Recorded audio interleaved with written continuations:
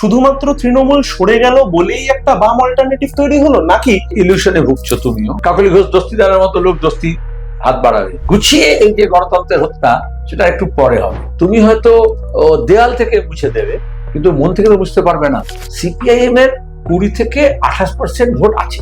CPM এর তাত্ত্বিক নেতা ভরে গেছে। কোথায় তত্ত্ব? নানা ভাষা, নানা মত, নানা পরিধান, বিবিধের মাঝে দেখো মিলন মহান। বিকাশ বাবুর যে কেস লড়াটা, অদিতি মুন্সি এবং দেবরাজ চক্রবর্তী, রাজনীতিক যে একটু যার বোধ আছে, সে মনে করলো সেই বিচারক। অধীর চৌধুরীর সঙ্গে আপনার কথা হয়েছে? আমরা কখনোই এরকম দল ভাঙাভাঙি রাজনীতি করি না। মেয়র প্রজেক্ট নিয়ে কিছু ভাবছেন?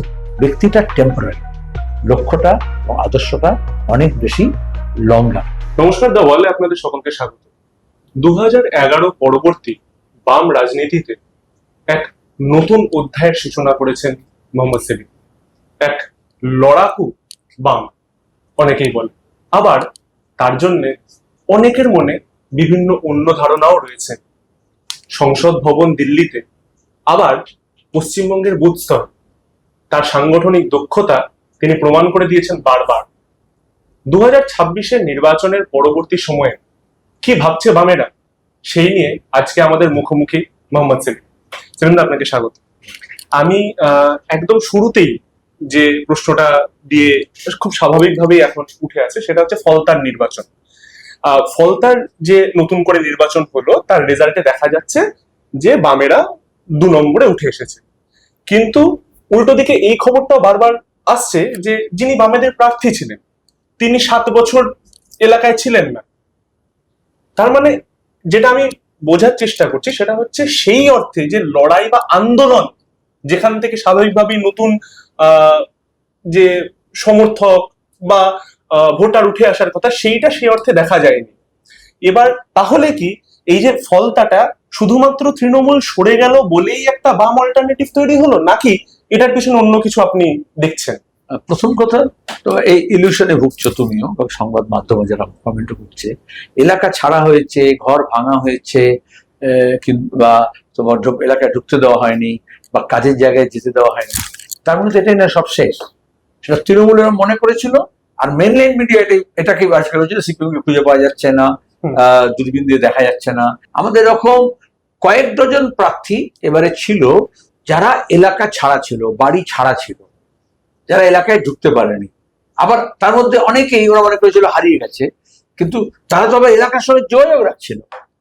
যে দিনে ঢুকতে না দেয়, তাহলে রাতের অন্ধকারে, যদি কর্মসূচি করতে না দেয়, জনসভা করতে না দেয়, তাহলে সেই এলাকার মানুষ যখন অন্য জায়গায় আসছিল, বাজারে, হাটে, দোকানে, তখন তাদের সঙ্গে সম্পর্ক ছিল। এটা একেবারে কাকদ্বীপ থেকে, মেদিনীপুর থেকে, জঙ্গলমহল থেকে একেবারে কোচবিহার পর্যন্ত সব জায়গায় যে সমানভাবে হচ্ছে তা নয়। কিন্তু কমিউনিস্ট পার্টিকে এই ট্যাকটিক্স নিতে হয়। তাহলে যখন দেখতে পাওয়া যাচ্ছে না, তাহলে বোঝা গেল উবে গেছে। কিন্তু তুমি দেখো জঙ্গলমহলে যখন এত লোক জমায়েতে এলো লালগড়ে, তো কোথেকে এলো? রাতারাতি এলো। এই নেটওয়ার্কটা তো ছিল। এখানটাতেই তো বারবার প্রশ্নটা ওঠে যে মিছিলে প্রচুর লোক আসে, ব্রিগেডে ভরে যাচ্ছে, কিন্তু সেটা ভোট বাক্সে। এটা দ্বিতীয় প্রশ্ন হবে। তাহলে ফলতে যখন ভোট দিতে পারলো, তখন ভোটটা গুনতে পারলে? সবটা গোনা হয়, সবাই ভোট দিতে পারেনি। কারণ যদি কেউ মনে করে অটোমেটিক্যালি তৃণমূল থেকে বিজেপিতে যেমন অ্যাসেট ট্রান্সফার হবে না, কিছু হবে। হ্যাঁ, কাকলি ঘোষ দস্তিদারের মতো লোক দস্তি হাত বাড়াবে, সেরকম কিছু সংগঠন ওই রকম যাবে, কিছু সম্পত্তিও যাবে, বা কিছু তোলার স্রোত ওখানে যাবে, বালি হোক বা ইলিগাল কনস্ট্রাকশন হোক। কিন্তু পুলিশের মাধ্যমে যেগুলো টাকা তোলা হতো রাস্তার মোড়ে মোড়ে, সেগুলো কি বন্ধ হয়ে যাবে? সেগুলো যাবে। তাহলে ভোট না দিতে পারবে না, ভোটের পরে আমরাই থাকবো। হ্যাঁ, এই কসরত তো থাকবে। কারণ আজকের বিজেপিতে যারা আছে, তারা তো অন্যান্য রাজ্যে, আমরা গুজরাট থেকে ত্রিপুরা যা উদাহরণ দেখছি এক, এবং এখানে তৃণমূলে যা কসরত দেখেছি, তাদেরই তো অনেকেই আবার বিজেপিতে আছে। তো এটা তো একটা স্কুলিং হয় তো। কিন্তু এটা ঠিক যে একটা সরকার, সংগঠন, দল গোছাতে একটু সময় লাগবে ওদের। তাহলে গুছিয়ে এই যে গণতন্ত্রের হত্যা, সেটা একটু পরে হবে। তো এখন যে সুযোগটা এসছে, সেই সুযোগের সদ্ব্যবহার মানুষ করেছেন। ওটা আরো ভালো হতো, আমি আবার বলছি। কারণ তুমি দেখো, মূল নির্বাচনের সময় ইলেকশন কমিশন এত চিৎকার করেছে, এত জাহাঙ্গীর পুষ্পা এসব নিয়ে আলোচনা হয়েছে, ন্যাশনাল আলোচনা হয়েছে, তো আমরা মাত্র 3টে বুথে শম্ভু কর্মী প্রচার করতে পেরেছিল।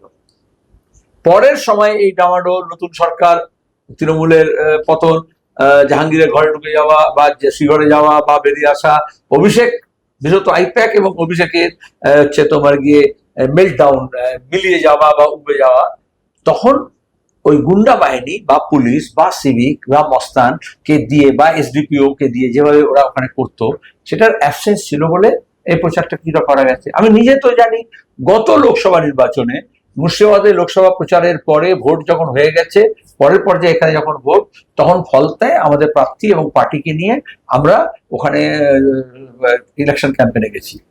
ততদিনে ঢুকতে পারেন, এবং যখন আমরা ঢুকেছি তখনও বলছে আক্রমণ হবে, কারণ তার আগে ফুয়াদ হালিম যখন দাঁড়িয়েছিল তখন বেশ কয়েকবার ওখানে আক্রান্ত হয়েছিল, কয়েকবার হয়েছিল। তাহলে তারা ঢুকতেই দেবে না। তাহলে এটাই হয়, তুমি হয়তো দেয়াল থেকে মুছে দেবে, কিন্তু মন থেকে তো বুঝতে পারবে না। যে কোনো গিভেন জায়গায় আমরা গত 15 বছর ধরে বলে আসছি, 16 পর থেকে, যে সিপিআইএম এর 20 থেকে 28% ভোট আছে। এবং এত একটা ব্যাপার থাকে, একটা সরকার হয়ে যাওয়ার পরে ওখানে তো রুলিং পার্টি, তারপর হচ্ছে তোমার গিয়ে যে উত্তাল একটা আবহাওয়া তৈরি হয়েছে, তৃণমূল বিরোধিতা যাওয়া হয়েছে, এবং জাহাঙ্গীর নিজে যখন প্রত্যাহার করেছে ঠিক আগের দিনই, তখনও কিন্তু শুভেন্দুর ডেভেলপমেন্ট মডেল ফর্দার উন্নয়ন হবে এবং তার স্বার্থে। আর এটা হচ্ছে সেখানে কংগ্রেস প্রার্থীও ছিল, অন্য নির্দল ছিল, প্রায় 10,000 ভোট পেয়েছেন কংগ্রেস প্রার্থী। হ্যাঁ, তাহলে এটা বুঝতে হবে যে সিপিআইএম এর নেটওয়ার্কটা, সাংগঠনিক নেটওয়ার্কটা এবং মানুষের সঙ্গে যে ভালোবাসার সম্পর্কটা আছে, ভালো লাগা যেটা আছে, যেটা কম্পারেটিভলি বেটার। এবং এই ফলতায় তোমার গিয়ে গত কয়েকটা নির্বাচনে হচ্ছে জোর জুলুম করে হয়েছিল, সবাই জানে। তারা কিন্তু ফলতার আবার গুণ আছে, ওখানকার মানুষের যে গুণ আছে, তারা বিভিন্ন সময় বামফ্রন্ট আমলেও আমরা হেরেছি জিতেছি, হেরেছি জিতেছি এরকম আছে। ওটা কোন একটা দলের নির্দিষ্ট না। সেটাকে পরে যখন সোমেন মিত্র তৃণমূলের যোগ দিলেন এবং ডায়মন্ডহারবারের লোকসভা প্রার্থী হলেন, তারপরে কংগ্রেসের নেটওয়ার্কটাকে যখন নিয়ে নিল তৃণমূল, তারপরে তাকে যখন কনভার্ট করলো, সোমেন মিত্র ফিরে আসলেন। কিন্তু এই বজবজ, সাতগাছিয়া, ফলতা, ডায়মন্ডহারবার, এখানে যা কংগ্রেসের অবশিষ্টাংশ ছিল, সেটাকে নিয়ে তারা সিপিআইএম বিরোধী যে অভিযান সেটা পরিচালনা করেছিল। অনেকেই এটা কথাটা বলেন যে সিপিএম এর তাত্ত্বিক নেতা ভরে গেছে, যারা নতুন তারাও দেশ বিদেশের কথা বেশি বলছে, কিন্তু এলাকার মাটি, পুকুর, রাস্তা ভাঙা, সেগুলো নিয়ে বলার যে টানা, মানে এক টানা বলে যাওয়া, সেইটা কোথাও গিয়ে তাদের মতে যে হ্যাম্পার করছে। এবারে এই যে ড্রেনের কথা, স্কুল কলেজের কথা, এটা যদি বারবার ধরুন কেন্দ্র, মানে এখানে উঠে বসে কেন্দ্র বদলের কথাটাও, যে ধরুন আজকে মীনাক্ষী একবার নন্দীগ্রামে লড়ছে, সে সেখানকার কথা বলছে স্থানীয়, আবার পরবর্তীকালে গিয়ে সে শ্রীরামপুরে লড়ছে, দীপশিতা বালি থেকে গিয়ে উত্তর দমদমে লড়ছে। এবারে ভোটের সময় সে ওখানকার কথা বলছে, তারপর কি মানে কেন্দ্র বদলটার সঙ্গে এই জায়গাটার যে এক টানা। দুটো প্রশ্নের মধ্যে দুটো আলাদা প্রশ্ন, কিন্তু ফ্যালাসি আছে। প্রথমটা এটা বলেছো ঠিকই, কি ঠিক, যে স্থানীয় সমস্যা, মানুষের সমস্যা, দৈনন্দিন চাহিদা, সেটাকে মাথায় রেখে রাজনৈতিক আন্দোলন সংগ্রাম গড়ে তোলা এবং সেটা লাগাতার করা। এটা 8 বছর 10 বছর আগে বললে তার একটা যৌক্তিকতা ছিল। তোমার সিলেবাসটা যদি আপডেট করে নাও, তাহলে এখন আমরা এবারে নির্বাচন প্রচারে কি দেখেছো, 23-এর পঞ্চায়েত নির্বাচন, 24-এর লোকসভা নির্বাচন এবং এই 26-এর যে বিধানসভা নির্বাচন, তুমি দেখবে একটা ক্যাম্পেইনের ধারাবাহিকতা আছে, যেখানে আমরা বলেছি যে ভূমি স্তরের স্ট্র্যাটেজি, সেখানে স্কুল বন্ধ হয়ে গেছে, সেই স্কুল খোলা।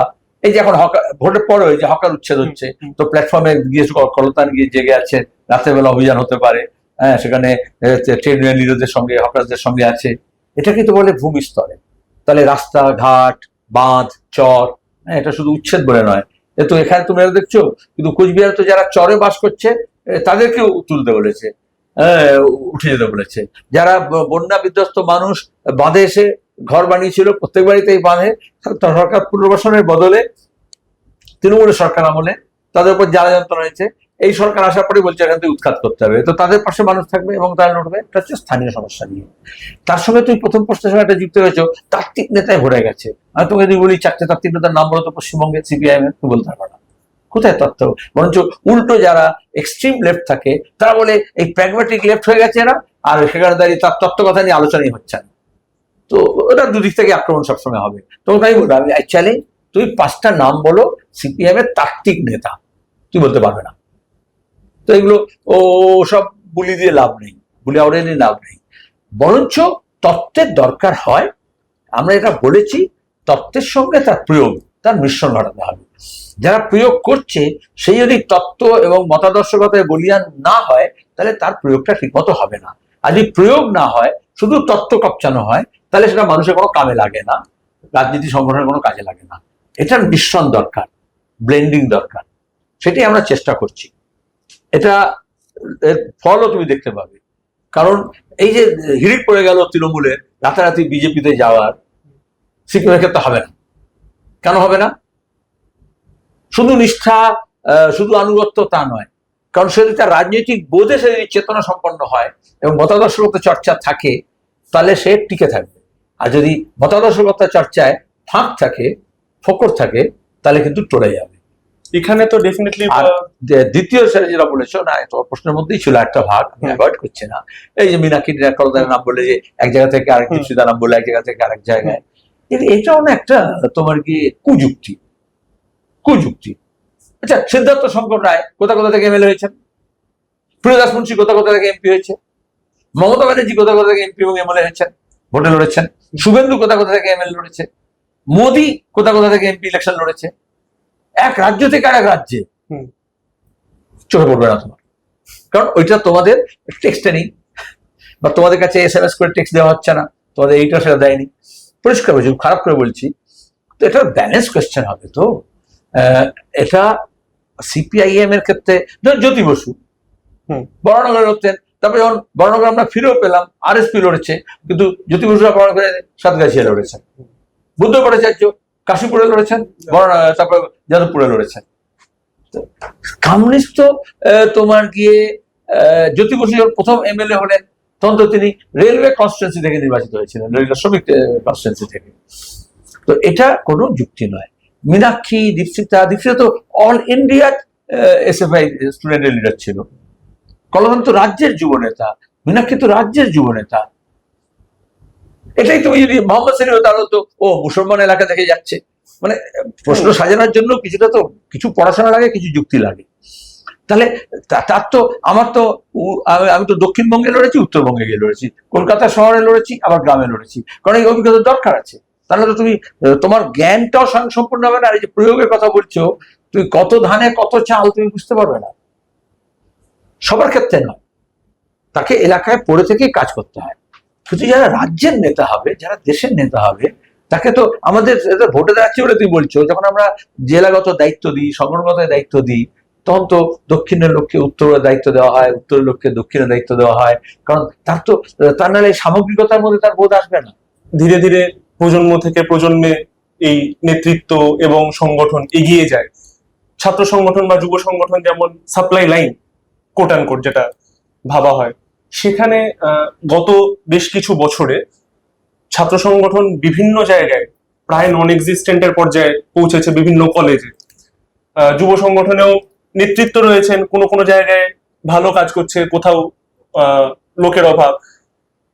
এটা মানে কোনো ক্ষেত্রে কি এই যে সাপ্লাই লাইনটা, এটা শহরের পাশাপাশি, শহরে আমরা প্রচুর দেখতে পাচ্ছি, জেলায় কলকাতা থেকে অনেক দূরে, সেইখানটাতেই সাপ্লাই লাইনটাতে সেটাকে নতুন করে তৈরি করার ক্ষেত্রে কিভাবে এই যে সময়টা, সেই সময়টাকে কাজে লাগানোর ভালো কথা।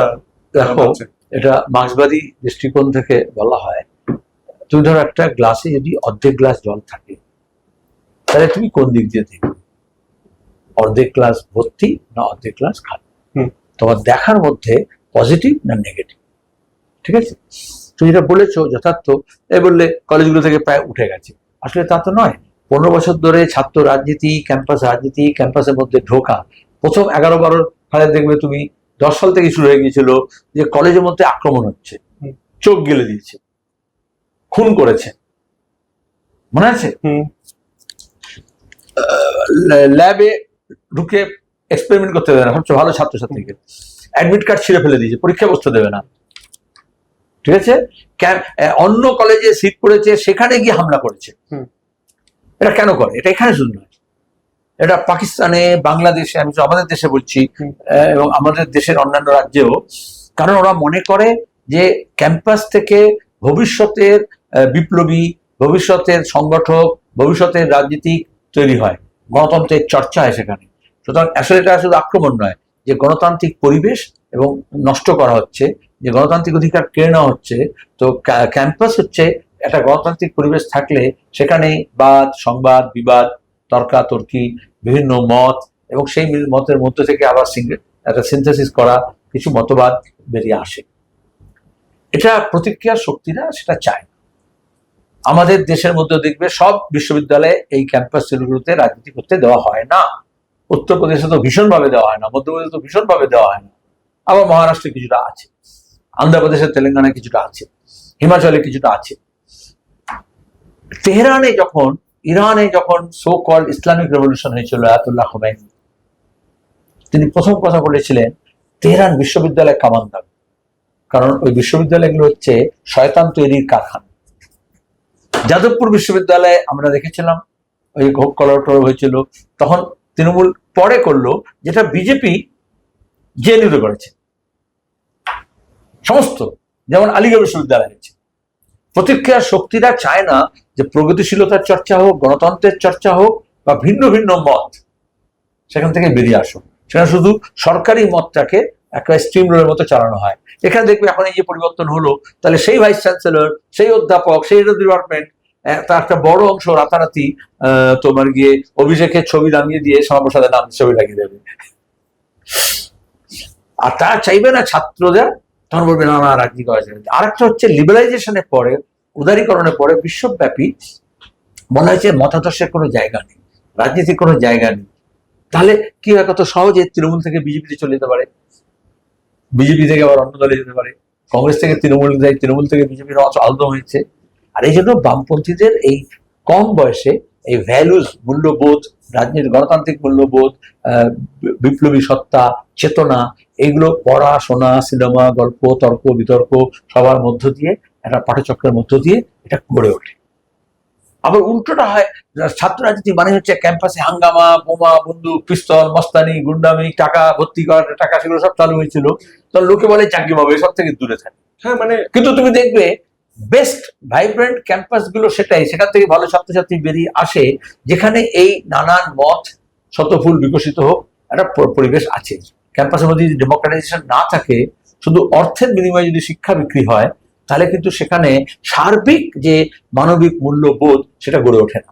কিন্তু এখানে একটা প্রশ্ন উঠে আসে যে এখন একদম এই যে জেনজি যাদেরকে বলে, তারা কলেজ বিশ্ববিদ্যালয়ে একটা কথা মানে খুব কমন ভাবে চালু আছে, রাজনীতি সো বোরিং, বা রাজনীতি থেকে একটু দূরে থাকা। বাবা মারাও বলছেন যে যেহেতু সাম্প্রতিক অতীতে আমরা, আপনি যে কথাগুলো বললেন, হরিমোহন ঘোষ কলেজ আমরা দেখেছি, এইগুলো দেখেছি, সেই একটা আবহে এই নতুনদের মধ্যে এই যে ভাবনাটাকে সঞ্চার করা, তাদেরকে রাজনীতিতে তুমি যখন ছাত্র ছিলে তখন এগুলো শুনছো, এখন না, দোষ দিয়ে আমি, তুই নিজেই বললে জেন জি, জেন আলফা, তার আগে মিলেনিয়াম। তো এটা বুঝতে হবে, প্রজন্ম থেকে প্রজন্মান্তরে গেলে এই বোধগুলো পাল্টায়, সামাজিক, অর্থনৈতিক, রাজনৈতিক কারণের জন্য। আমি বললাম লিবারালাইজেশনের পরে 90-এর দশক থেকে এটা বলা হয়েছিল, এটা বিরাজনীতিকরণ, টেলিভিশন চ্যানেলে বসে এটাই বলা হতো। ঠিক আছে, যে লেগে পড়ো, ভেঙে পড়ো, তোমার কেনাবেচা শুরু হলো, দল বদলের জন্য মেলা হলো, যোগদান মেলা তৈরি হলো, সেখানে আদর্শ থাকবে না। তাতে কি হবে, এই যে এখন যেসব গুন্ডা বদমাইশ দেখছো, রাজনীতিতে কারা আসবে? তারা ক্যাম্পাস থেকে আসবে না, তাহলে তারা ডাকাতি, চুরি, ধর্ষণ, খুন, লুট, তা নাহলে তো ওই ক্ষেত থেকে তো টাকা বেরোবে না, ক্ষেত থেকে তো ফসল বেরোবে, আর সেই ফসলের দাম নিয়ে লড়াই হবে। আর ফসলের অধিকার জমিদারে থাকবে না, জোরদারে থাকবে না, কৃষকের থাকবে, সেটা নিয়ে লড়াই হবে।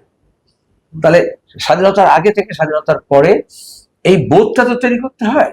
সুতরাং সেখান থেকে একটা খুব গর্বের সঙ্গে, না না আমাদের রাজনীতি কিছু ব্যাপার নেই, তার মানে তাকে তো আসলে রাজনীতি ডমিনেট করছে। নিট পরীক্ষা হবে, তাতে কোয়েশ্চেন পেপার চুরি হবে, কোয়েশ্চেন পেপার লিক হবে, নিয়োগে দুর্নীতি হবে, এগুলো সব রাজনীতি ঠিক করে দেবে। কিন্তু যারা ভুক্তভোগী হয়েছে পস্তানোর পরে গিয়ে ধর্ণা দেবে যে চাকরি হলো না কেন, তখন ভিতরে রাজনীতি। কিন্তু এই প্রস্তুতি পর্বে যদি সে না থাকে তাহলে সে ভুল পথে পরিচালিত হবে বা ঠিক পথ খুঁজে পাবে না। তাকে তো কি সমাজটা কি, কার স্বার্থে পরিচালিত হচ্ছে, দেশটা কি, আইনটা কি, রাষ্ট্রটা কি, সে ব্যাপারে তার সম্যক ধারণা হবে না। শুধু 2 ক্লাসে সিভিক্স আর পলিটিক্স পড়ে নিলে হয়ে যাবে? তার তো প্র্যাকটিক্যাল অ্যাপ্লিকেশন চাই, তার মধ্যে যে সাহস, তার সঠিক পথ বেছে নেওয়ার যে পন্থা, সেটা কি ঠিক হবে? আমি বলছি না যে আমার পথে বেছে নিতে হবে, সেটা তো একটা নানা তর্ক বিতর্ক হবে, নানা মত হবে।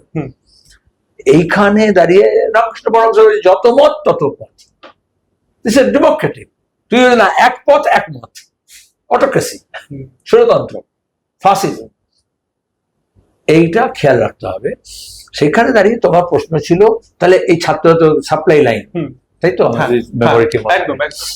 তো দেখো, বরঞ্চ উল্টো দিক থেকে দেখো, এত সব বাধার পরেও তুই যে নামগুলো বললে নতুন প্রজন্মের ছেলে মেয়েদের, বরঞ্চ তাতে আমাদের একটু কষ্ট হয়। তারা কৃষক আন্দোলন থেকে আসতে পারতো, শ্রমিক আন্দোলন থেকে আসতে পারতো, তারা মহিলা আন্দোলন থেকে আসতে পারতো, বা আসা উচিত, বা হয়তো এসছে কিছু। কিন্তু তুমি যখন নাম বলছো, ফোকাস হচ্ছে সোশ্যাল মিডিয়ার জন্য, মিডিয়ার জন্য, বা ভোটে দাঁড়ানোর জন্য, যারা ছাত্র আন্দোলন থেকে, যুব আন্দোলন থেকে এসছে। এখানে তাহলে এত প্রতিবন্ধকতার পরেও যারা এলো, তারা হচ্ছে টেস্টেড। এক প্রতিকূলতার সঙ্গে লড়াই করার মানসিকতা তাদের মধ্যে আছে, সেটা আমাদের সম্পদ। কিন্তু আরো আরো নতুন প্রজন্ম দরকার। এদের কারণে বলছি তোমরা নতুন প্রজন্ম, আমি বলছি না, কারণ আমি বললাম মিলেনিয়াম জেনারেশন এরা, তার মধ্যে জেন আলফা আছে, কিন্তু এখন জেন জি। আর তুমি বলছো তাহলে ওয়ার্ল্ড, এই যে ককরোচ পার্টি হলো, কারা এরা? নেপালে যা হলো, শ্রীলঙ্কায় যারা হলো, তো এত সব কসরতের পরেও সেই ছেলে মেয়েদের রাজনীতি বোধ নেই। আমরা হয়তো মনে করছি কারণ এই জেনারেশন গুলো হচ্ছে ভীষণ ফোকাসড, তাকে কি করতে হবে, তুমি খারাপ করে বলতে পারো কেরিয়ারিস্ট, কিন্তু আসলে সে কি করবে না করবে আমার থেকে অনেক বেশি আমার পরের জেনারেশন ফোকাসড, তার জেনারেশনের পর থেকে আরো অনেকে ফোকাসড। দুই হচ্ছে আমাদের কাছে একটাই টেলিভিশন চ্যানেল ছিল, দূরদর্শন, একটাই ছিল আকাশবাণী বা বিদ্যার্থী, কিন্তু এখন হয়ে গেছে মাল্টিপল। তাহলে তোমার সোর্সটা অনেক বেড়ে, যতই তুমি বলো যে আমি যেটা বলছি সেটাই তোমাকে বলতে হবে, কিন্তু এই একমুখী বিশ্ব করতে চেয়েছিল, আমরা বলেছিলাম মাল্টিপোলার ওয়ার্ল্ড, বহুমুখী বিশ্ব হবে। আজকে কি আমেরিকা সর্দার আর সবাই মেনে নিয়েছে? কিন্তু গত 3-4 দশক ধরে এটাই বলা হচ্ছিল ইউনিপোলার ওয়ার্ল্ড, আমরা বলছিলাম মাল্টিপোলার ওয়ার্ল্ড। দুই হচ্ছে আমাদের দেশে এখনো বলা হচ্ছে এক ধর্ম, এক জাতি, এক রাষ্ট্র, এক দল, এক নেতা। এখন দেখবে একটু কমেছে, না আগে সব বলতো এই সব যা করেছে, জিএসটি মধ্যে যখন করেছে ওয়ান নেশন ওয়ান ট্যাক্স, তাই তো? আর আমরা বলেছি নানা ভাষা, নানা মত, নানা পরিধান, বিবিধের মাঝে দেখো মিলন মহান, ইউনিটি। আর ওরা বলে uniformity, there is a difference between unity and uniformity, ঠিক আছে? আর ইউনিটি তখনই হবে যখন সবার ইকুইটি হবে। তাহলে এই বিভিন্ন অংশের মানুষের, মার্জিনালাইজ সেকশন যারা আছে, প্রান্তিক যারা মানুষ আছে, তার ইকুইটি দিতে হবে। তার ইকুইটি লড়াই মানে হচ্ছে তার ইকুয়ালিটি, আগে থেকে তো ইকুয়াল মনে করতে হবে। তাহলে অরাজনীতির মানে এটা নয় যে সবাই সমান নয়, আমি এলিট, আমি আলাদা। এখান থেকে তোমাকে মিলিতে হবে, মেলাতে হবে ইউনিটি এবং একটা সেফটি এবং সিকিউরিটি। নাহলে দেখো এই সরকার পাল্টে গেছে, কিন্তু বেহালায় দেখলে এখন পক্সো আইন প্রয়োগ করতে হচ্ছে। হ্যাঁ, তুমি দেখলে একটা শিশু মৃত্যু হলো, আমি বলছি না সরকারের জন্য। তাহলে এই ধরনের ঘটনা তো ঘটতেই থাকবে। তাহলে রাজনীতি কি হবে? এটাকে ফোকাস করবে না, তাহলে পুলিশকে বাধ্য করবে না ব্যবস্থা নেওয়ার জন্য। তাহলে এই জন্যই বিরোধী লাগবে, প্রতিবাদীও লাগবে।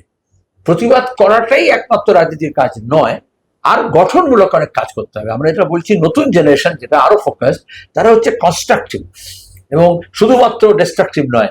এই বুলডোজার দিয়ে ভেঙে দিলাম তাতে হবে না, আমি কি নির্মাণ করলাম, কি পুনর্নির্মাণ করলাম।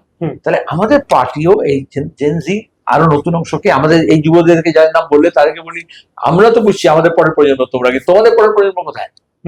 তাদেরকে এই সময় তৈরি করতে হবে। আমি আপনি যে কথাটা বলছিলেন সেখানকার সূত্র ধরেই আমি দুটো প্রশ্নকে একসাথে মিলিয়ে ব্যাপারটা জিজ্ঞেস করার চেষ্টা করি আপনাকে। সেটা হচ্ছে, আপনি যেমন বললেন ছাত্র যুব আন্দোলন থেকে, আমি যাদের নামই বললাম ছাত্র যুব আন্দোলন থেকে উঠে এসেছে, সেটা বিভিন্ন কারণেই হোক। এখানে দুটো জিনিস আসে। এক, সামনে আরো নির্বাচন রয়েছে, পুরো নির্বাচন তো একদম দোরগোড়ায় আগামী বছরই, সেখানে একদম গ্রাসরুট লেভেলের কথা বলার প্রয়োজনীয়তা রয়েছে, একদম গ্রাসরুট লেভেলের সংগঠনের প্রয়োজনীয়তা রয়েছে, যেখানে একদম স্থানীয় কথাগুলো বলা হবে। একই সঙ্গে আপনার কথায় তখন উঠে এলো যে কৃষক সংগঠনের মতন যে সংগঠনগুলো সেগুলোর কথা। এবারে সামনে আপনাকে একদম গ্রাসরুট লেভেলের কথাটা বলতে হবে, সেখানে শুধুই যে শহর কেন্দ্রিক তা নয়, একদম গ্রাম রয়েছে, যেখানে আপনার বিশেষ করে কৃষক সভার মতন যে সংগঠনগুলো সেগুলো আপনার জন্য প্রয়োজনীয়। তো আসন্ন দিনে এই এই যে সংগঠনগুলো আপনাদের ছিল সেগুলোকে আরো বেটার করা বা রিভাইভ করা, সেই সংগঠনের যে স্থানীয় নেতৃত্ব তৈরি করা বা তুলে আনা যারা রয়েছেন তাদেরকে, সেই জায়গাটাকে কিভাবে পার্টি ভাবছে? একদম ঠিক। এটা দুটো পর্যায়ে আছে, এক হচ্ছে পার্টি, আর এক হচ্ছে ওই শ্রেণী সংগঠন বা সংগঠনগুলো, গণসংগঠনগুলো। আমি একটা উদাহরণ দিই, এটা একটা উদাহরণ বলছি যে উদাহরণ না, এটাই ফোকাস নয়। তুই সবচেয়ে দূরে কুচবিহার জেলা আছে, কুচবিহার জেলায় ছাত্র আন্দোলন থেকে নেতা হয়ে উঠেছিল আকিব হোসেন। আকিব হোসেন এবার ভোটে দাঁড়িয়েছে, কিন্তু সে এখন কুচবিহার জেলার কৃষক সভার জেলা সম্পাদক। সেটা তোমার কাছে ফোকাস হবে না, এই যে তাহলে একদম প্রত্যন্ত গ্রাম বললে বলে, ওটা প্রত্যন্ত গ্রামেই থাকে, কিন্তু মিডিয়ার থেকে ওখানে অর্থ খাওয়া হয়। এবং এখন এই মুহূর্তে দাঁড়িয়ে এই যে গন্ডগোল হচ্ছে, কিছু টেনশন, সাম্প্রদায়িক উত্তেজনা তৈরি করার চেষ্টা করা হচ্ছে, বা আক্রমণ হচ্ছে, দখলের রাজনীতি হচ্ছে বা পুনর্দখলের রাজনীতি হচ্ছে, তার মধ্যে দাঁড়িয়ে তোমার গিয়ে চরের জমি থেকে উৎখাত করার চেষ্টা করা হচ্ছে, আন্দোলন সংগ্রাম হচ্ছে। আলুর দাম হোক, সারের ব্যাপার হোক, বা ফসলের দাম হোক। এটা আমি একটা উদাহরণ দিলাম। এটা কোচবিহার থেকে একেবারে দক্ষিণবঙ্গ পর্যন্ত এটাকে একটা জেনারেশনাল শিফট। এটা আমরা করছি তা, এটা হচ্ছে কৃষক সভা যখন বর্ধমানের জেলা রাজ্য সম্মেলন করলো, তখন তারা এইসব নিয়ে আলোচনা করেছে, পরিকল্পনা করেছে। এবং আমাদের যদি খেয়াল করে দেখো, তাহলে কৃষক সভা, ক্ষেত মজুরের নেতৃত্বে একটা জেনারেশনাল শিফট হয়ে গেছে। আমি হয়তো ওপরের কথা বলবো, কিন্তু জেলার কথা, এলাকার কথা, আরো তুমি যদি গ্রাসরুট লেভেলে যাও তাহলে দেখতে পাবে এটা হচ্ছে। কেউ অপাঙ্কেও নয়, কিন্তু তাদের অভিজ্ঞতা আর নতুনের যে চাহিদা, এটার মধ্যে একটা মেলবন্ধন বাড়াতে হবে। দুই হচ্ছে, এটা একই ট্রেড ইউনিয়নের ক্ষেত্রেও তাই, ক্ষেত মজুরের ক্ষেত্রেও তাই, মহিলা আন্দোলনের ক্ষেত্রেও তাই, সব সময়। এটা আমরা শিক্ষক আন্দোলন বলো, অন্যান্য গণসংগঠন, তাদেরও বলছি, তাদের এই প্রয়োজনটা বুঝতে হবে এবং নতুনদের হাতে কিছুটা ব্যাটন তুলে দিতে হবে। সেই প্রয়াস চলছে, এটা একটা পরিকল্পনার মধ্যে দিয়ে চলে। আবার পার্টি এটা করে। আমরা এই যে Sitaram Yechury career development programme করলাম, এটা Dhaka PTA all India general secretary দিয়ে করেছি, এবং একটা স্যাম্পল করে করেছিলাম, কিছুটা সাকসেস এসছে। এখন আমরা এই নির্বাচনের পরেই প্রথম সিদ্ধান্ত নিয়েছি যে ওই 5টা প্রজেক্টের মধ্যে SRYDP Sitaram Yechury career development প্রোগ্রামটাকে আমাদের চালিয়ে যেতে হবে। মৃত্যুবার্ষিকী আছে তার সেপ্টেম্বরে, তার আগেই আমরা এটাকে আবার প্রস্তুতি নিচ্ছি এবং ওটাকে মাল্টিপ্লাই করতে চাইছি, অ্যাম্প্লিফাই করতে চাইছি, যে কাডারদের আইডেন্টিফাই করা, ট্রেনিং দেওয়া, তাদেরকে রিটেইন করা, তাদেরকে প্রমোট করা, তার আগে এই গ্রাসরুট লেভেলে কাজকর্ম করার অভিজ্ঞতা সঞ্চয় করার সুযোগ করে দেওয়া, আন্দোলন সংগ্রামে অংশীদারিত্ব করা। আবার তুমি নির্বাচনও বললে, যেহেতু যে শুধু সবটা নির্বাচন না, এটা যেমন সংগঠন, তারই সঙ্গে তো ব্যাটল রেডি করতে হয়, তাছাড়া স্ট্রাগলের জন্য, তেমনি হচ্ছে ভোটের জন্য। তাহলে একদলকে আবার এরকম ভাষা হবে কিভাবে ভোট প্রক্রিয়া পরিচালনা করতে হয়। নির্বাচন তো শুধু ভোট করা নয়, একেবারে ভোট সংগ্রহ করতে হয়, যেটা এক সময় হতো যে সবাই ভোটে দাঁড়াতো না, কিছু সংগঠন, এবং তো ভোটারদের ভোট সংগ্রহ করতে হয়। তার জন্য সেই সংগ্রহের জন্য তার মেশিনারি তৈরি করতে হয়, এবং তাকে সারা বছর ধরে একেবারে তেল জল মাখিয়ে তোমার গিয়ে সক্রিয় রাখতে হয়। সেই ব্যাপারে আমরা ট্রেনিং শুরু করছি। আচ্ছা, এখানে যেহেতু নির্বাচনের কথা উঠছেই, সেখানে সাম্প্রতিক কিছু ভোটে quote and quote natural ally প্রায় কংগ্রেস, এবছর কংগ্রেসের সঙ্গে জোট হয়নি। গাজুয়ারি করে তুমি কোনো শব্দ আমদানি করো না। ন্যাচারাল আই শব্দটা মমতা বলেছিলেন বিজেপি সম্পর্কে, কোন বললে হয়, এগুলো 1% লাগিয়ে দিলে হয় না। কংগ্রেস বা CPIM যদি দিতে হবে, সাধারণ কংগ্রেসের দায়িত্ব নিই না, কেউ কোনোদিন এই শব্দটা বলবে না, বলেনি। শুধু নয় যে ন্যাচারাল আই, স্বাধীনতার পর থেকে বলবে না, স্বাধীনতার আগে ছিল। কারণ অবস্থা পাল্টে যায়, সমাজ পাল্টে যায়, প্রয়োজন পাল্টে যায়, চাহিদা পাল্টে যায়, বিপ্লবের স্তর পাল্টে যায়, এবং সেজন্য এই শব্দটা কেউ উচ্চারণ করেনি। আমি বলে দিলাম, তুই খুঁজে বার করে দেখো, একটা কোথাও কোনো CPIM বলেছে যে আমাদের ন্যাচারাল অ্যালাই কংগ্রেস। আমরা সবসময় বলেছি তারা হচ্ছে ভোটের সময়, এবং আমাদের পার্টি কংগ্রেসের ডকুমেন্টে লেখা আছে যে পার্লামেন্টের মধ্যে, আগে ছিল এটা, পার্লামেন্টের মধ্যে কিছু ব্যাপারে আমাদের সহযোগিতা করতে হবে কমন ইস্যুসগুলোকে নিয়ে। যখন মানুষের উপরে আঘাত আসবে, এমন কোনো বিল আসবে যেটা জনবিরোধী আছে, সে পদক্ষেপের বিরুদ্ধে। তারপরে আমরা বললাম যে সংসদের বাইরেও কিছু কিছু ক্ষেত্রে আমাদের কোনো কোনো ইস্যুতে আমাদের তোমাকে যৌথ কিছু মঞ্চ, যৌথ কিছু হবে, কিন্তু তার সঙ্গে এটা লেখা আছে যে কোনো পলিটিক্যাল অ্যালায়েন্স হবে না, কারণ রাজনীতিটা আলাদা। এটা আর কারণ নয়, সিপিএম এর পার্টি কংগ্রেস এটা লেখা আছে পার্টি ডকুমেন্টে। এই জন্য এখানে মানে জোট জোট বলে, কংগ্রেস থেকে বলা হয়, ন্যাচারালি বলছে আমরা জোটের সময় বলি না, আমরা বলি আসন রফা হয়েছিল, কারণ এটা হচ্ছে ফ্লেক্সিবল জায়গায়, কখনো আসন রফা হয় কখনো হয় না। রফা মানেই তাই, স্বামী স্ত্রীর মধ্যে কখনো রফা হয় কখনো হয় না। এই 26-এর নির্বাচনে যেমন রফাটা হয়নি, তাহলে আগামী দিনে কি আবার সেই রফার প্রচেষ্টা থাকতে পারে? বাস্তবতার উপর দাঁড়িয়ে কঠিন, নির্মম, কঠোর বাস্তবতাকে অধ্যয়ন করতে হয় এবং নেতৃত্বকে সেটাকে স্বীকার করতে হয় এবং তারপরে কাজ করতে হয়। সেটা গত নির্বাচনে কংগ্রেসের নেতৃত্ব তারা এই কঠিন কঠোর বাস্তবতা থেকে মুখ লুকিয়েছিল, শোনা হয়নি। আচ্ছা, একইভাবে বামেরা হাত বাড়িয়েছে নওশাদ সিদ্দিকীদের দিকে। একবার যে কথা উঠেছিল, আপনি যখন হুমায়ুনের সঙ্গে দেখা করতে গিয়েছিলেন তখন এই কথা উঠেছিল যে আপনি হয়তো জোটের জন্য যাচ্ছেন। এই পরিস্থিতিতে যখন একটা নির্বাচন হয়ে গেছে, একটা দল প্রতিদিন তার ক্যাডার থেকে শুরু করে নেতা মানে জনস্রোতের মতন মানে একটা বেরিয়ে যাওয়ার একটা প্রক্রিয়ার মধ্যে রয়েছে, যেখানে আপনারা বারবার করে বলছেন এবারে সরাসরি লড়াই বিজেপির সঙ্গে আপনাদের, সেইখানে দাঁড়িয়ে এই যে অ্যালায়েন্স গুলো, সেইগুলোকে আপনারা কিভাবে কাজে লাগানোর কথা ভাবছেন, নাকি হয়ে গেছে এরপরে আপনারা একাই? কংগ্রেস সম্পর্কে যা বললাম তার থেকে এখানেও এই যে কারোর সঙ্গে গিয়ে কথা বলা মানে জোট তো নয়, আসন রফাও নয়, সমঝোতাও নয়, আতা তো নয়, কিন্তু কথা বলতে হয়। বারবার বললাম, আমি ডেমোক্রেটিক স্পেস বললাম, বলছি ক্যাম্পাসের মধ্যে নানান মতের মধ্যে তর্ক বিতর্ক, বাদ প্রতিবাদ হবে হয়তো। এই যে পশ্চিমবঙ্গে এই ডেমোক্রেটিক স্পেসটা কমে গেছে, এটা মমতা ব্যানার্জি প্রথম শুরু করেছিলেন, যে সরকারের ডাকা বৈঠকে কেউ যাবে না। কি ভাগ্যের পরিহাস দেখো, এখন তার নেত্রী চলে গেলেন। হ্যাঁ, তো এটা তো অন্যায়, সর্বদলীয় বৈঠক করা বন্ধ হয়ে গেল। আমরা বলেছি সর্বদলীয় বৈঠক করতে হয় গণতন্ত্রে, তাহলে আসলে যেখানে এটা প্র্যাকটিস হয় সেই ক্যাম্পাসেই বন্ধ করেছে, তো তার ফলশ্রুতিতে কারা করবে? তৃণমূলে কোন নেতা অন্য দলের সঙ্গে রাজনৈতিক তর্ক বিতর্ক করবে? তার নিজস্ব রাজনৈতিক কমিটমেন্ট কি আছে আর বোধ কি আছে?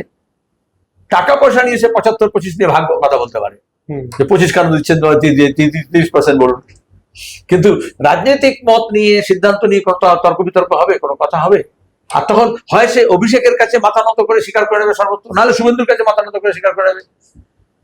তাহলে এইটা হচ্ছে তর্ক বিতর্কের আগে তো হচ্ছে আগে কার কি মত আছে সেটা জানতে হয়। আমি যেহেতু জরুরি অবস্থার সময় সিপিএম এসেছি, আমার যে রাজনীতিক গুরু ছিলেন সিপিআইএম এ আমাকে নেওয়ার আগে বলেছিলেন যে শুধু সিপিআইএম এর ইতিহাস আর সিপিএম এর কর্মসূচি পড়লে হবে না, কেন সিপিআই সিপিএম আলাদা হলো সেই ইতিহাসটাও পড়তে হবে, সিপিআই কর্মসূচি পড়তে হবে। তারপরে দাঁড়িয়ে যতগুলো বামপন্থী দল আছে, আরএসপি কি চায়, এসইউসি কি চায়, নকশাল কি চায়, কংগ্রেস কি চায়, এই সব তোমাকে তোমার এই সবগুলোকে তোমাকে ফরওয়ার্ড ব্লক কি চায়, সেগুলোকে তোমার তাদের অফুরন্ত সময় ছিল তার জরুরি অবস্থা, এটা আছে বই দিতেন আর আলোচনা করতেন। তারপরে দ্রাবিড়িয়ান পার্টি, ডিএমকে, এডিএমকে, অন্যান্য তোমার গিয়ে আচার্য নরেন্দ্র দেব, হ্যাঁ, হচ্ছে তোমার গিয়ে জয়প্রকাশ নারায়ণ, সমাজবাদীরা কি চায়, তারপরে কংগ্রেস দল, এবং পরবর্তীকালে এটা আমাকে ইঙ্গিত দিয়েছিলেন। তারপরে আমি যখন রাজ্যসভা মেম্বার হলাম 90-তে, তো আমি গিয়ে গান্ধী যে তোমার গিয়ে আছে দিল্লিতে, হ্যাঁ, গান্ধী স্মৃতি, তো সেখানে দাঁড়িয়ে আমি গান্ধিয়ান স্টাডিজ করেছি, কারণ দেশটাকে তিনি কিভাবে দেখেছিলেন, কি বুঝেছিলেন সেটা জানতে হবে। তো রাজনীতি করতে হলে কার কি মত আছে সেটাও জানতে হয়। এখন আমি তো গান্ধীটাতে বললাম কি লাইব্রেরিতে পড়ে, কিন্তু একটা নতুন দল তৈরি হলো, কেউ বলছে বিজেপির পয়সায় হলো, কেউ বলছে তৃণমূল ভেঙে দিচ্ছে, কেউ বলছে দলে দলে তৃণমূল হয়ে যাবে, কেউ বলছে মসজিদের জন্য করছে, তাহলে সে কি চায় আমি কি করে জানবো? তার তো আর গণশক্তি পত্রিকা নেই, তার তো আর তোমার গিয়ে কোনো তখনও পার্টির কোনো কর্মসূচি বা ডকুমেন্ট এখনো নেই। বুঝেছো? এবং সে যদি বলে আমি একটা সমাবেশ করছি, সেখানে সব দলকে ডাকছি, বিজেপি তৃণমূল বিরোধী, আপনিও আসুন, তাহলে আমাকে তাকে বলতে পারে তুমি কি চাও জানি আমি, তারপর তো যাতায়াতের প্রশ্ন। আচ্ছা, এই যে তো সেটাকে মানে কিন্তু এটাই বলছি আবার, যেমন কংগ্রেস বলা আসনটা হওয়া মানে জোট নয়। আইএসএফ এর সঙ্গে তুমি আইএসএফ প্রশ্ন বললে, এই একই প্রশ্ন আইএসএফ এর সঙ্গে উঠেছিল, দুটো এক নয়। তাহলে আমাকে এই জন্যই কথা বলতে হবে যে নির্বাচনের আগে এবং নির্বাচনের পরেও একটা প্রয়াস চলছিল যে সব মুসলমান সংগঠনগুলোকে নিয়ে একটা তাল পাকানো হোক।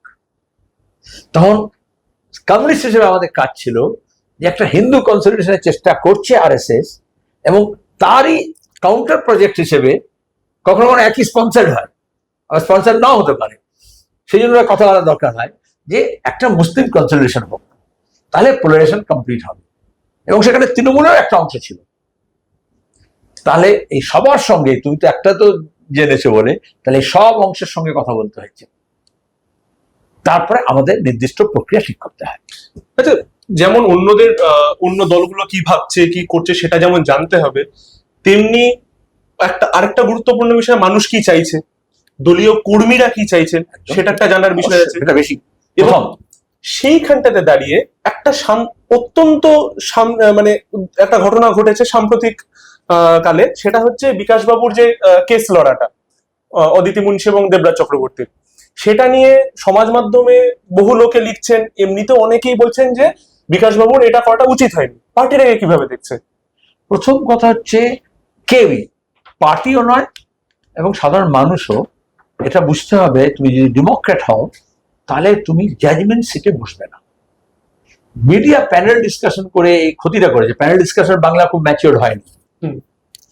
যারা রাতারাতি টাই পাল্টে নেয়, টাই রং পাল্টে নেয়, তারা কিন্তু বিচারকের আসনে বসে সারাক্ষণ ধরে, এই বাঙালি এটা ছিল না, 19 শতক থেকে ছিল না তর্কপ্রিয় বাঙালি, তারা হচ্ছে বাদ বিবাদ তার মধ্যে থেকে, ঠিক আছে, আর্গুমেন্টিভ বেঙ্গলি, আমার তো সেনে, তো একেবারে আগে থেকে ছিল। 19 শতকে সেটা অনেক বেশি বাড়লো, 20 শতকে আরো বেশি। তো সেখানে দাঁড়িয়ে আমি একটা অংশ হতে পারি বাদ বিবাদে, কিন্তু আমি সংবাদ বাদ বিবাদের মধ্যে সামিল করবো এবং আমি বিচারক হব, এই টেন্ডেন্সিটা মিডিয়া ট্রায়াল হতে হতে সোশ্যাল মিডিয়া এই ট্রায়াল শুরু হলো। এটা কাউকে অধিকার দেওয়া হয়, তুমি জাজমেন্ট সিটে বসতে পারো না। এক। দুই হচ্ছে এটা প্রশ্ন, তুই যা বললে, উদাহরণ যা দিলা, তোমার প্রশ্নটা আলাদা। প্রশ্ন হচ্ছে, আমরা তুমি দেখেছো পঞ্চায়েত নির্বাচনের পরে, লোকসভা নির্বাচনের পরে, এবার আমরা বলেছি শুধু পার্টির কর্মী সমর্থকরা, একটা স্ট্রাকচার আছে, তার মধ্যে ব্রাঞ্চ আছে, এরিয়া কমিটি আছে, বুথ কমিটি আছে, টিম আছে, তাদের মধ্যে গণসংগঠন আছে, তারা নিজেরা আলোচনা করে আমাদের জানায়, আমরা সেগুলো তাদের সঙ্গে বসি এবং একেবারে তলা পর্যন্ত বসতে পেরেছি। সবাই নিজের যে ধাপে থাকে তার থেকে আরো তলায় গিয়ে একটু নিচে নেমে জানতে চেষ্টা করেছি, করব। এটা এই এক্সারসাইজটা জুন মাস পর্যন্ত চলবে, জুলাই মাসে আমরা এটা ফাইনাল করব, আগস্ট মাসে আবার এসে আমরা এক্সটেন্ডেড স্টেট কমিটি মিটিং করে সেটা আলোচনা করব। এটা হচ্ছে একটা সাংগঠনিক প্রক্রিয়া, এটা কোনো তত্ত্বগত নয়। তত্ত্বের প্রয়োগ কি করলাম আমরা, ইলেকট্রাল ট্যাকটিক্যাল লাইনে প্রয়োগ কি করলাম, অভিজ্ঞতা কি হলো, মানুষ কি চাইছেন, এবং পার্টিকে বলা হলো তুমি শুধু পার্টি শাখা নয়, যারা সমর্থক, দরদি, কর্মী, এমনকি সমর্থন করেননি কিন্তু তাদের একটা মত আছে, সেগুলো জানার চেষ্টা করো। আমরা দুটো উপায়ে করি। একটা, আমি তুই আমার ঘরে যদি বসতে আমার তো অসংখ্য চিঠি দেখাতাম, আমার মোবাইল খুললে অসংখ্য SMS হোয়াটসঅ্যাপ মেসেজ দেখাবো, ইমেল করলে অসংখ্য ইমেল দেখাবো, যেগুলো আসছে লোকে জানে। আমি এখন এবারে গত দুবার আমরা প্রেস কনফারেন্স করে বলে দিচ্ছিলাম, এবার করে বলিনি, এবার পার্টি স্ট্রাকচারের মধ্যে থেকে নেটওয়ার্কিংটা বাড়াতে চাইছি বলে পার্টি স্ট্রাকচারকে বলা হয়েছে তোমরা এটাকে এনকারেজ করো। তারপর আমি জানতে পারবো কোন এলাকায় এটা করেছে, কোন এলাকায় করেনি, কারা নিজের মধ্যে আলোচনা করেছে, কারা বাইরে করেছে। তার মানে এই নয় যে চায়ের দোকানে, রাস্তায় ঘাটে আলোচনা করবে, তো সেখানে বিচার করবে না, পঞ্চায়েতি ব্যবস্থা করে, শুধু মিডিয়া গালাল দেবো কেন, পঞ্চায়েতি ব্যবস্থা করে এটা হয়ে গেছে। আমাদের দেশে পঞ্চায়েত মানে এটাই ছিল, এই যেমন খাপ পঞ্চায়েত আছে আর কি, যে মোড়ল থাকবে, কোনো সিনেমা দেখবে, পঞ্চায়েত যে সিরিজ এসেছে দেখেছো, যে সবাই মিলে একটা বসে নিয়ে বিচার করবে, তাই তো? আমরাও চেয়েছিলাম এগুলোকে বলে লোকাল ডিসপিউট গুলোকে এভাবে মেটানো হয়। তো এটা করতে গিয়ে গেল, রাজনীতিক যে একটু যার বোধ আছে সে মনে করলো সেই বিচারক, যার একটু ক্ষমতা আছে সে তখন ভালো মন্দ বিচার করতে আরম্ভ করে দিল, তাই তো? এইটা এই একটি একটা কেড়ে নিতে হবে, তুমি বিচারে আসলে বুঝতে হবে না। আর তৃতীয় হচ্ছে যে তাহলে বিকাশ বাবু যেটা কথা বলছে, তাহলে আগে কি ছিল, মিডিয়াতে আমাকে বলতে হবে, আমরা ডেকেছি, কথা বলছি, করেছি। কেন বলবো? এটা তো একটা সাংগঠনিক প্রক্রিয়া, এটা তো অর্গানাইজেশনের ইন্টারনাল ম্যাটার, তাই তো? উনি ওনার মত ব্যক্ত করেছেন, সেটা নিয়ে আমরা বিচার করবো। পার্টির কি মত আছে, পার্টি কমিটি আলোচনা করেছে।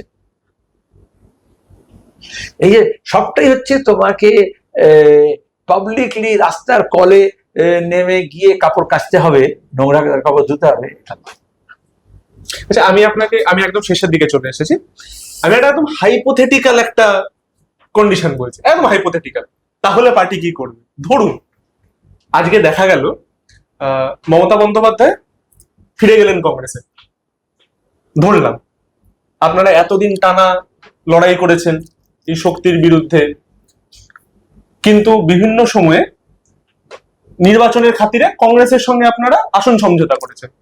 ধরে নিলাম এই ঘটনাটা ঘটলো তখন, এবং সামনে নির্বাচন, তখন পার্টি ব্যাপারটাকে কিভাবে দেখবে? আসন সমঝোতাটাকে কিভাবে দেখবে? কোনোদিন সম্ভব হবে কি? প্রথম কথা হচ্ছে একদম হাইপোথেটিক্যাল। আমি কংক্রিট বলছি, হাইপোথেটিক্যাল কেন বলবো? এগুলো তো স্ট্যান্ডার্ড ফরমেশন আছে। তাহলে যখন নির্বাচন আসে, সেই সময়ের বাস্তব পরিস্থিতি কি, তার উপর দাঁড়িয়ে পার্টি তার ইলেকট্রাল ট্যাকটিক্যাল লাইন ঠিক করে। কিন্তু ইলেকট্রাল ট্যাকটিক্যাল লাইন কি হবে, এটাই সুযোগ সন্ধানী ব্যাপার না, সুবিধাবাদী নয়। ইলেকট্রাল ট্যাকটিক্যাল লাইন, নির্বাচনী কৌশল কি হবে, সেটা নির্ধারিত হয় পার্টির যে রাজনৈতিক লাইন আছে তার সঙ্গে খাপ খাই, তার বাইরে নয়। তাহলে আমরা পার্টি কংগ্রেসে আলোচনা করে পলিটিক্যাল তোমার গিয়ে লাইন ঠিক করি। তাহলে রাজনৈতিক লাইন নির্দিষ্ট আছে, পার্টি কংগ্রেসে রাজনৈতিক লাইন ঠিক করি। কত তিনটে ধাপে দেখো লেয়ার আছে, সেটা যে কেউ যা কিছু বললো হয়ে গেল তা নয়। পার্টির একটা নির্দিষ্ট কর্মসূচি আছে, যে কোনো কমিউনিস্ট পার্টির ক্ষেত্রে এটা হয়।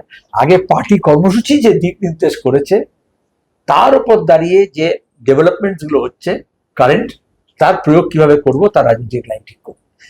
সেই রাজনৈতিক লাইনটা প্রয়োগ করতে গিয়ে, যদি যেমন আন্দোলন সংগ্রাম সংগঠন করছি, যখন নির্বাচন আসে তখন নির্বাচনে কিভাবে প্রয়োগ করব, তার জন্য ইলেকট্রাল ট্যাকটিক্যাল লাইন ঠিক করতে হবে। সুতরাং এই যদিগুলোর কোনো দাম নেই, কারণ যদি এরকম হয় তাহলে এরকম কি হবে? যদি একমাত্র কমিউনিস্ট পার্টি এবং অন্য কমিউনিস্ট পার্টি থেকে সিপিএম এর তফাৎ এখানেই। এই জন্য অন্য কমিউনিস্ট পার্টিকে অনেক সময় আমরা ছোটবেলায় কৌশল পার্টি বলতাম, যেখানে কৌশলটাই বেশি গুরুত্বপূর্ণ হয়ে যায়। সিপিআইএম এর কাছে তার পার্টির কর্মসূচিগত অবস্থান, তাহলে পার্টি তো ভাগ হতো না। তারপরে দাঁড়িয়ে তার রাজনৈতিক লাইন, পার্টি কংগ্রেস করতে হয় 3 বছর পর পর, এবং সেই পার্টি কংগ্রেসের যে রাজনৈতিক লাইন আছে তার ভিত্তিতে নির্বাচনী কৌশল আমাদের ঠিক করতে হয়। তাহলে তুমি আগে তো ঠিক করতে পারবে না, একটা যদি উপর দাঁড়িয়ে ঠিক করতে হয় না, যেটা তোমার গিয়ে যা বাস্তব আসবে, ইমার্জিং সিনারিও কি হবে, ঠিক আছে? আনফোল্ডিং স্টোরিজ, তুমি যেটা বললে এটা হচ্ছে আনফোল্ডিং হতে পারে, দিস আর স্টোরিজ, ঠিক আছে? কিন্তু history is not made based on stories, history is made based on hard facts. আচ্ছা, এই যে নির্বাচনী কৌশলের কথাটা বললেন, এইবারের নির্বাচনে আপনারা একটা আসন জিতেছেন, মুর্শিদাবাদে ডোমকল। নির্বাচনী কৌশলে কি আসনে প্রচার, নির্বাচন, অধীর চৌধুরীর সঙ্গে আপনার কথা হয়েছে এই বিষয়ে? ডোমকলে কি করে হবে? অধীর চৌধুরী কংগ্রেসের মধ্যে আছেন, আর তার আগেই প্রদেশ কংগ্রেস ঠিক করে দিয়েছিল যে বামেদের সঙ্গে থাকবো না। তারপর কার সঙ্গে যাবে না যাবে তার সিদ্ধান্ত ছিল। তো অধীর চৌধুরী একটা কংগ্রেস দলেরই একটা নেতা, সুতরাং সেখানে দাঁড়িয়ে আমরা কখনো এরকম দল ভাঙাভাঙি রাজনীতি করি না। আচ্ছা, আমার একদম শেষ প্রশ্ন, সেটা হচ্ছে সামনেই পুরো নির্বাচন আসছে, মেয়র প্রজেক্ট নিয়ে কিছু ভাবছেন? এই যে তোমার সামনে একটা মুখ আনতে হবে।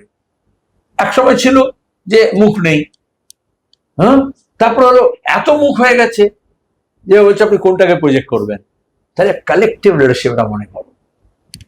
তো আগে তো দেখতে হবে ফিরহাদ হাকিম যে তৃণমূলের মেয়র ছিল, সেই বিজেপির মেয়রের মুখ হবে কিনা। যারা মুখ নিয়ে কাড়াকাড়ি করে তারা এটাই করে, তখন মুখোশ ভাড়া পাওয়া যায়, ঠিক আছে? আমরা কোনো মুখোশে লড়াই করি না, অসংখ্য মুখ থাকবে এবং তার ভিত্তিতে দাঁড়িয়ে আমরা নির্ধারণ করব। যখন প্রশান্ত চ্যাটার্জি মেয়র হয়েছিল তখন কি আগে থেকে কোনো মুখ আমরা প্রজেক্ট করে বলেছিলাম? যখন বিকাশ ভট্টাচার্য হয়েছিল আমরা কোনো প্রয়োগ করে বলেছিলাম? যখন দাঁড়িয়ে কমল বসু মেয়র হয়েছিলেন, আমি ইদানিং কালের গুলো বলছি, তখন কি আগে থেকে মেয়র প্রয়োগ হয়েছিল? ভোট হয়ে গেছিল, তখন অল্ডারম্যান হতো, কমল বসুকে অল্ডারম্যান করে আমরা তারপরে মেয়র করেছিলাম। এবার এখন ঠিকই বলে, এখন বলে, হ্যাঁ এখন বলে এটা কখন মুখ দরকার হয়, যখন আমাদের দেশেও অনেক জায়গায় আছে যেখানে এই পুরসভাতে ডাইরেক্ট ইলেকশন হয়, মেয়র বা চেয়ারম্যান ভোটটা ডাইরেক্ট হয়, লোক তখন দেখে। আমাদের এখানে তো ইনডাইরেক্ট ইলেকশন।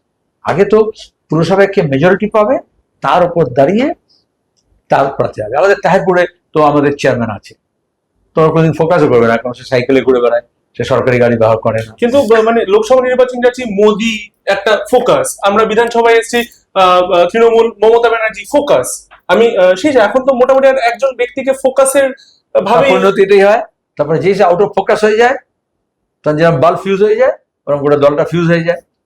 বিজেপি সবচেয়ে বেশি বড় ডিসসার্ভিস তো করছে নরেন্দ্র মোদী। এটা আরএসএস এর যারা পুরনো ভদ্র, সভ্য, শিক্ষিত, মার্জিত এবং সংগঠনের লোক আছে, তাদের কি কথা বলো তাদের সঙ্গে, তারা জানতে পারবে যে যে উদ্দেশ্য, যে লক্ষ্য, যে ভাটানি করা হয়েছিল, সেখানে এই কর্পোরেট স্টাইল আসাতে এবং দেশি বিদেশি অ্যাডভাইজার, ইমেজ মেকার আসাতে, মেকআপ ম্যান থেকে ইমেজ মেকওভারের লোকজন আসাতে সবচেয়ে ক্ষতি হয়ে যাচ্ছে যে রাজনীতির যে লক্ষ্য, যে নির্দিষ্ট রাজনীতি এবং যে আদর্শ, সেখান থেকে ফোকাসটা হারিয়ে যায়।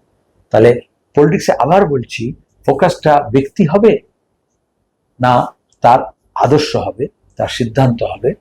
কারণ ব্যক্তিটা টেম্পোরারি, লক্ষ্যটা এবং আদর্শটা অনেক বেশি লং রানিং। হ্যাঁ, কিন্তু সেটা করতে গিয়ে যেটা হচ্ছে মানে ধরুন মানে যেটা হচ্ছে মানে মানুষকে আজকে যে ধরুন একজন বলছে 1,500 টাকা, একজন বলছে 3,000 টাকা, সেখানে এই জায়গাটাতে আদর্শ মানে কর্মসংস্থান, আদর্শ একটা আদর্শ মানুষ, সেটাকে আপনারা কিভাবে? কর্মসংস্থান আদর্শ না, কর্মসংস্থানটা হচ্ছে প্রয়োজন।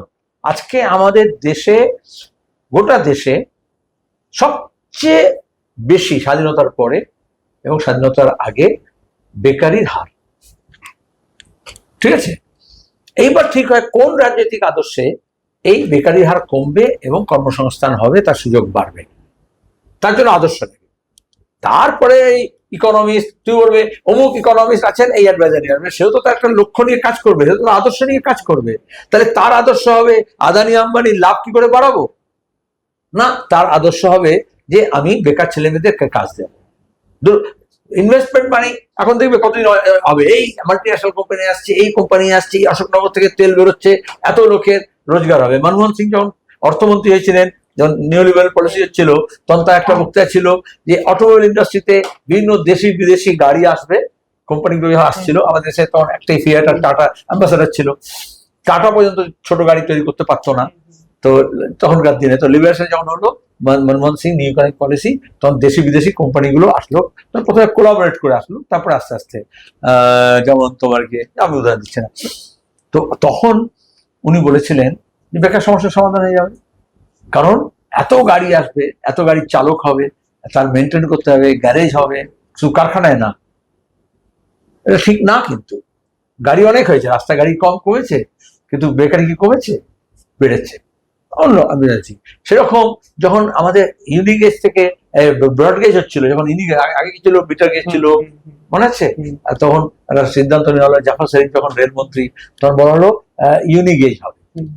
তখন এটা বলা হয়েছিল যে ব্রডগেজ যখন হয়ে যাবে, তখন সব জায়গায় কল কারখানা, নর্থ ইস্ট অন্যান্য জায়গায় ছড়িয়ে যাবে, লাভ হবে, ইন্ডাস্ট্রি আসবে। তো তার সঙ্গে বলা হয়েছিল যে এত কিলোমিটার ব্রডগেজ হবে, আর তাতে এত লক্ষ লোকের কাজ হবে, ডাইরেক্ট এবং ইনডাইরেক্ট। তাহলে বেকার সমস্যার সমাধান হয়ে যাবে। তখনই রাজীব গান্ধী বলেছিলেন বছরে 1 কোটি বেকারকে কাজ দেওয়া হবে। পরে মোদী এসে বললো বছরে 2 কোটি কাজ দেওয়া হবে। তাহলে ওই অর্থনীতিবিদরা এরকম অঙ্ক করে বলে দেন, ঠিক আছে? কিন্তু এটা একটা রায় মার্টিনের গ্রামার বই নয়, তো ওইভাবে হয়ে যাবে। আমি এটা বললাম যে 3টে পর্যায়ে আমি তখন যুব আন্দোলন করতাম বলে আমরা তা প্রতিবাদ করেছিলাম। এরকম আরো উদাহরণ দেওয়া হবে। এই যখন বাজপেয়ীর আমলে যখন 4 লেনিং আরম্ভ হলো, গোল্ডেন করিডর, তখনও বিজেপি এটাই বলেছিল যে যেই হাইওয়ে হয়ে যাবে ডেভেলপমেন্ট হবে। ঠিকই, আরো বেশি হাইওয়ে হচ্ছে, আরো বেশি হবে, কিন্তু তার সঙ্গে লিঙ্ক করে বলা হয়েছিল যে এত কিলোমিটার রাস্তা হলে, ঠিক আছে, এত বেকারের কাজ হয়ে যাবে। আর সেই হিসেবে বলা হয়েছিল মমতা ব্যানার্জি এখানে যেমন বললেন তার নিজেরটা হিসেব করে দিয়ে মনে হচ্ছে তিনি চাকরি দেবেন, ডবল ডবল চাকরি দেবেন। তো এটা হচ্ছে তার রাজনীতি, এটা ঠিক করে। তাহলে আমাকে দেখতে হবে যে ইনভেস্টমেন্টটা হবে সেটা লেবার ইন্টেন্সিভ। একই 100 কোটি টাকা নিয়োগ করে দিয়ে তুমি 10 লাখ লোককে কাজ দিতে পারো, আবার 100 কোটি টাকা নিয়োগ করে তুমি 1 লাখ টাকা থেকে কর্মসংস্থান কর্মচ্যুত করতে পারো। রিসেশন তোমার কর্মসংস্থান কমে যাবে, অটোমেশন হবে, যা কিছু হয় আর কি ডেভেলপমেন্ট। তা দেখতে হবে তোমার লক্ষ্যটা কি। ধরো এই যে কেউ কেউ বলবে যে এখন হকারদের উচ্ছেদ করছে, হচ্ছে তো অনেক ভালো পরিষ্কার হয়ে যাবে, পরিচ্ছন্ন হয়ে যাবে, যাত্রী দিতে দেখলে এটাকে ধারণার ব্যাপারে। কিন্তু এই যে লোকটা ডিসপ্লেসমেন্ট হবে তার অল্টারনেটিভ কি হবে? তাহলে তুমি যদি কর্মসংস্থান মুখী যদি রাজনীতি করো তাহলে তোমাকে প্রথমে ভাবতে হবে এত লোকের যে ডাইরেক্ট ইনডাইরেক্ট যারা আছে তার বিকল্প রুজি রুটির জায়গা কি হবে। এই জন্য আমরা পুনর্বাসনের কথা বলি। তাহলে কি হবে? তুমি তো আসলে বেকারি বাড়িয়ে দিচ্ছ। তুমি বলবে না কাল ঝাঁ চকচকে স্টল হবে, মাল্টিন্যাশনাল কোম্পানি আসবে, ওয়াও মোমো আসবে, দিশি কোম্পানি আসবে, তারপর হচ্ছে তোমার গিয়ে স্টারবাকের কফি সেন্টার বা হবে। কিন্তু তাতে তোমার যত লোক করে খাচ্ছে তার থেকে কত জন হবে? আর যত সস্তায় যারা খাচ্ছে প্যাসেঞ্জার, যে লোকাল ট্রেনে আসছে হাঁসফাঁস করে একটা জলের বোতল কিনছে বা এক কাপ চা খাচ্ছে, তার অ্যাফোর্ডেবিলিটি কি? তাহলে তুই ডেভেলপমেন্ট মানে শুধু তুমি ঝাঁ চকচকে এয়ার কন্ডিশন লঞ্চ করে দেবে তা তো নয়। তাহলে প্রায়োরিটি কোনটা? এইখানেই যে কমিউনিস্ট পার্টি বলে দেশ বিদেশের কথা কেন বলে, ভিয়েতনামে যখন বিপ্লব করে হোচিমিন দেশটাকে মুক্ত করলেন তখন রাশিয়া বলেছিল, সোভিয়েত রাশিয়া সাহায্য করেছিল, তো বলছিল যে আমি তোমাদেরকে ট্রাক্টর দেবো। আর আমি নাম্বার ভুলে গেছি, 1000 কি 10,000 এত মনে নেই তখনকার দিন, যে ট্রাক্টর দেব। হোচিমিন বলেছিলেন না, বলেছিলেন এই যে আমার লাঙল দিয়ে কৃষক চাষ করছে, ভিয়েতনামে দেখবে ওই যে আমাদের নর্থ ইস্টের মধ্যে টোপর দিয়ে করে, তাহলে এদের তো ডিসপ্লেসমেন্ট হয়ে যাবে। তো এদের রিপ্লেসমেন্ট আমি কি করে করবো? তাছাড়া আমি এই টেকনোলজি নেব, কিন্তু তার আগে আমাকে ওই ট্রাক্টর ম্যানুফ্যাকচারিং স্কিল তৈরি করতে হবে, ওই ট্রাক্টর চালানোর ড্রাইভার তৈরি করতে হবে, ওই ট্রাক্টর মেরামতির গ্যারেজ তৈরি করতে হবে। তা শুধু আমি একটা অনুদান নিয়ে কি করব? আর যারা এই কাজটা করছে তাকে আমি ট্রেনিং দিয়ে আপগ্রেড করতে হবে, যাতে সে একটা লেভেল থেকে ডেভেলপমেন্টটা আরেকটা লেভেলে যায়। তাহলে ডেভেলপমেন্টটা আমি শুধু একটা মেশিনের প্রয়োগ না, ডেভেলপমেন্টটা হচ্ছে আমার এই ম্যান বিহাইন্ড দ্য মেশিন, তাকে কিভাবে আরো কাজে লাগাতে পারবো। এই জন্য হোচিমিন, এই জন্য গোটা বিশ্বব্যাপী লোকে হোচিমিনটাকে পড়বে। তারপরে তিনি বললেন তার চেয়ে আমাকে ভারত থেকে আমরা উন্নত মানের গরু দিয়েছিলাম। এখন গোটা বিশ্বে ভারত চাল দিয়েছিল এবং গরু দিয়েছিল, ঠিক আছে? আর এখন গোটা বিশ্বের কাছে চালের প্রোডাকশনে ভিয়েতনাম একটা উদাহরণস্বরূপ, এবং এক্সপোর্ট করছে চাল, আর গরু এবং গবাদি পশুরও তার পপুলেশন অনেক বেশি বাড়িয়েছে। তাহলে সে বরঞ্চ ভালো উন্নত মানের বলদ প্রজনন করলো, আরো বেশি ভালো করে লালন দেওয়ানো একজনের সবার। এটা শুধু কমিউনিস্ট বলে নয়, তোমাকে ডেভেলপমেন্টে মানে এখন অনেক কিছু থাকবে, আর রোজ কাগজে বলবে ক্যা বাত। সিঙ্গাপুরে কমিউনিস্ট না, দক্ষিণপন্থী। যখন সিঙ্গাপুর স্বাধীন হলো, নতুন প্রধানমন্ত্রী হলেন, হ্যাঁ, তো তিনি আমাকে, তার কাছ থেকে আমি গল্প শুনেছি। আমি যখন সিঙ্গাপুরে বিশ্ববিদ্যালয়ে গিয়েছিলাম, আমাদের একটা লেকচার সিরিজ ছিল, তো উনি তখন রিটায়ার্ড, তার ছেলে তখন প্রধানমন্ত্রী। তিনি বলেন দেখো ডেভেলপমেন্টের মানে কিরকম হয়। আমি যখন প্রধানমন্ত্রী হলাম তখন আইপিএস অফিসাররাই যেমন আইএস অফিসার এখান থেকে নিয়ে আসছে, ব্যুরোক্র্যাট বলছেন। উনি ভারত সম্পর্কে অনেক কিছু জানতেন আর চীন সম্পর্কে জানতেন, দুটো মডেল স্টাডি করেছিলেন।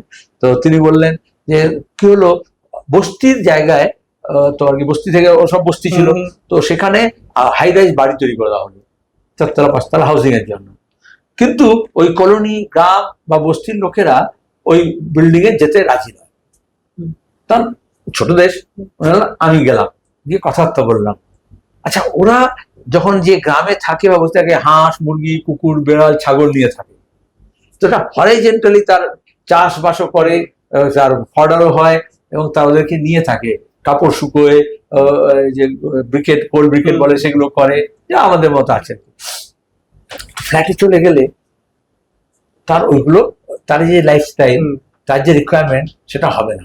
আসলে অফিসাররা তো নিজের মিডল ক্লাস, আপার মিডল ক্লাস থেকে সে একটা ফ্ল্যাট চাইতো, সে একটা ফ্ল্যাট পাবে সরকারি, সেরকমই করে দিয়েছে। তো তাদেরকে ডিমলিশ করতে হয়েছিল। বলেছিল একটা জেনারেশন এডুকেটেড হবে, শিক্ষিত হবে, চাকরি করবে, মধ্যবিত্ত হবে, তারপরে এখান থেকে সে মনে করবে এই গবাদি পশুর সঙ্গে একসঙ্গে থাকা যায় না, এবং তার অন্য অল্টারনেটিভ লাইভলিহুডস হবে, এই ইনকাম সে সাস্টেন করতে এখন করে, তার সেটা দরকার হবে না, সাস্টেনেবিলিটি বেড়ে যাবে। তারপরে আবার আর সবচেয়ে বড় হাই রাইজ, এখন এমন একটা হাই রাইজ করেছে একটা বিল্ডিং এই একটা এমএলএ। এরকম এই ধাপে ধাপে শূন্য থেকে এক হয়েছে, এক থেকে আরো এগোবে, প্রাসঙ্গিকতা আরো বাড়বে, হবে কি হবে না সেটা মানুষ বলবেন, আমরা জানবো আগামী দিনে। মোহাম্মদ সেলিম, আপনাকে অসংখ্য ধন্যবাদ আমাদের দ্য ওয়ালকে সময় দেওয়ার জন্য। ক্যামেরায় শুভমের সঙ্গে অনুষ্ঠুপ, দ্য ওয়াল, কলকাতা।